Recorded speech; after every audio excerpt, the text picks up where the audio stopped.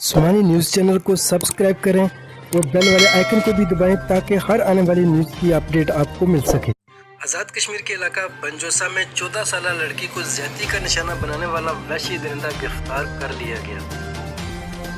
शैतानी चेले ने गुज़श्ता दिनों से मासूम बच्ची को ज्यादती का निशाना बनाया था। सियासी और समाजी हलकों ने मुलज़िम को सरेआम फांसी देने का मुतालबा किया है। बंजोसा रेप केस का मरकजी मुजरिम पुलिस की हिरासत में है।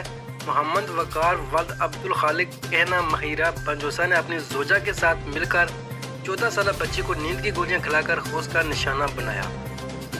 मोहम्मद वकार की जोजा जो मुतासर लड़की की करीबी रिश्तेदार है, मुतासर लड़की के घर आई और लड़की के घर वालों से गुजारिश करके इजाज़त ली कि वो घर में अकेली है, मेहरबानी करके लड़की को इसके साथ भेजा जाए।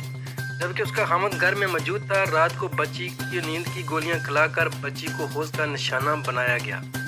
मुजरिम पुलिस की हिरासत में है।